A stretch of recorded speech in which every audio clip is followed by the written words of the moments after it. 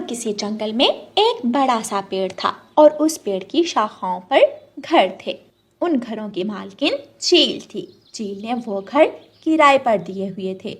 जो बड़ा सा घर था वो कौवों ने किराए पर लिया हुआ था और एक छोटे से घर में रानू चिड़िया और मानो चिड़ा रहते थे। चील महीने के आखिर में सब पक्षियों से किराया लेने आती थी। ये लो चील बहन, आपका किराया। तुम दोनों कौवे सबसे अच्छे किराएदार हो। किराया हमेशा महीने के आखिर में दे देते हो। और एक तरफ वो बीमार रानो और मानो चिड़ा है। जब भी उनसे किराया लेने जाती हूँ कोई ना कोई बहाना बना देते हैं। अच्छा चील दी, इस बार क्या बहाना बनाया उन्होंने? मानो ने दरवाज़ा खोला था, कह रहा था मेरी पत्नी बहुत बीमार है, इसलिए मैं काम पर नहीं गया और मेरे पास पैसे भी नहीं। जब आएंगे मैं किराया दे दूंगा।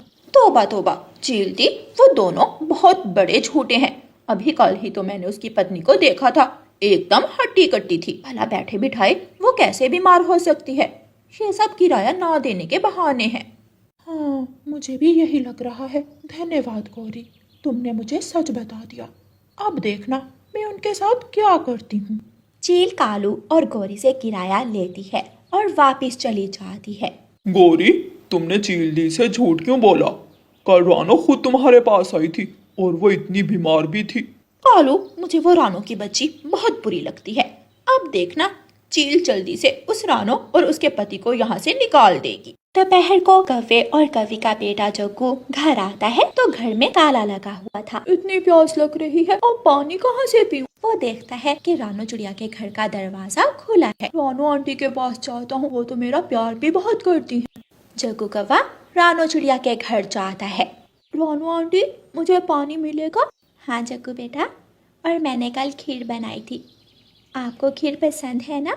हाँ, बहुत पसंद है। रानो चिड़िया जग्गू को पानी का गिलास देती है तो पीछे से कालू कौवा और गौरी कौवी आ जाते हैं। जग्गू, तुम यहाँ क्या कर रहे हो? घर क्यों नहीं गए? घर को ताला लगा हुआ था और मुझे प्यास लगी थी तो मैं यहाँ आ गया। गौरी कौवी जग्गू के हाथ से पानी का गिलास लेती है और तोड़ देती है। कोई जरूरत नहीं है इस बीमार के हाथ से कुछ लेने की। जग्गू बेटा, ये खुद तो बीमार है, आपको भी बीमार कर देगी। गौरी बहन, ये आप क्या कह रही हैं? जग्गू को मेरे खिलाफ क्यों भड़का रही हैं? तुम चुप करो। गरीब और बीमार पति पत्नी, तुम दोनों यहाँ से चले क्यों नहीं जाते? हम सबको भी चैन आ जाएगा। लेकिन गौरी बहन, हमने किया क्या है जो आप इतनी नफरत करती हो हमसे? बस मुझे तुम जैसे बीमार पक्षी पसंद नहीं। खुद तो बीमार हो और बाकी सबके लिए भी मुश्किल बनते हो। तुम जैसे गरीब पक्षियों को तो मर ही जाना चाहिए। गौरी बहन, अब बहुत हो गया, अब जाइए यहाँ से। निकलोगी तो तुम यहाँ से बहुत जल्द चील दी तुम्हें इस घर से निकाल देगी, फिर हमें सुकून मिलेगा।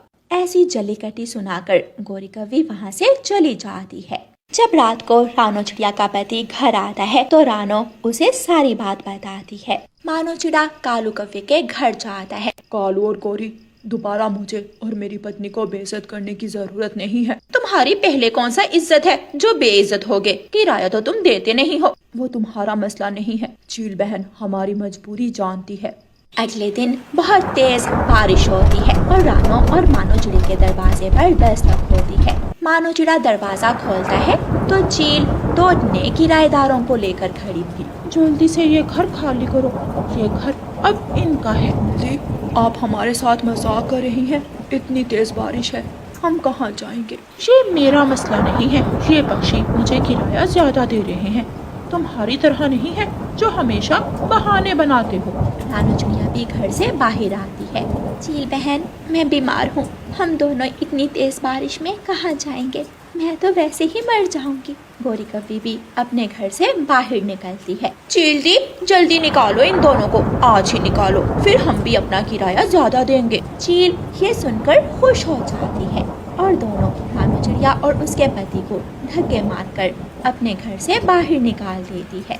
दोनों पति पत्नी रोते हुए वहाँ से चले जाते हैं। वो दोनों दूसरे जंगल की तरफ निकल जाते हैं। रानो चिड़िया तो पहले ही बीमार थी। तेज बारिश की वजह से उसकी तबीयत और भी ज्यादा खराब हो जाती है। रानो, तुम्हें तो बहुत तेज बुखार है, तुम मत उड़ो, मैं देखता हूँ कि कहीं आसपास से कोई घोंसला मिल जाए। मानो चिड़ा घर ढूंढने चला जाता है। थोड़ी ही दूर उसे एक घर नजर आता है। वो उस घर के दरवाजे पर दस्तक देता है तो आगे से फाख्ता बाहर निकलती है। मेरी पत्नी बहुत बीमार है, इतनी तेज बारिश में हम कहीं उड़ भी नहीं सकते। क्या हम एक रात आपके घर गुजार सकते हैं? हाँ हाँ जरूर, चलिए मैं भी आपके साथ आपकी पत्नी को लेने जाती हूँ। फिर रानो चिड़िया और मानो फाख्ता के घर आ जाते हैं। आप दोनों को भूख लगी होगी। नहीं, हम आप पर और बोझ नहीं बनना चाहते। इसमें बोझ वाली क्या बात है?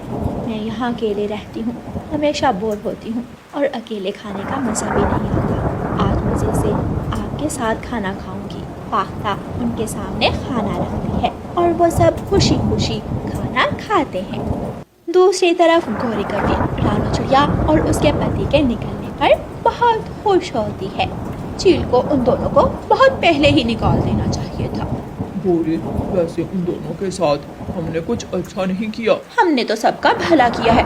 वो रानो जितनी बीमार थी वो बीमारी तो यहाँ हर किसी को लग सकती थी। हमने तो सब पक्षियों को बचाया है। मम्मा, रानो आंटी मेरा बहुत प्यार करती थी। बेटा, वो प्यार करने का नाटक करती थी। वो तो तुम्हें पानी में कुछ मिला कर देने लगी थी। मैंने तुम्हें बचा लिया। वो दोनों इतनी तेज बारिश में कहाँ जिंदा रहे होंगे, मर गए होंगे अब तक तो। तभी एक तेज हवा का झोंका आता है और गोरी और कालू कौवे का घर पेड़ से उखड़ता है और उनका घर पेड़ से नीचे गिरकर टूट जाता है। वो सब रोने लग जाते हैं। मेरा प्यारा घर, कालू जी, अब हम रात कैसे गुजारेंगे? मम्मा, आपने रानो आंटी का बेघर होने पर मजाक उड़ाया। अब देखो हमारा ही घर टूट गया।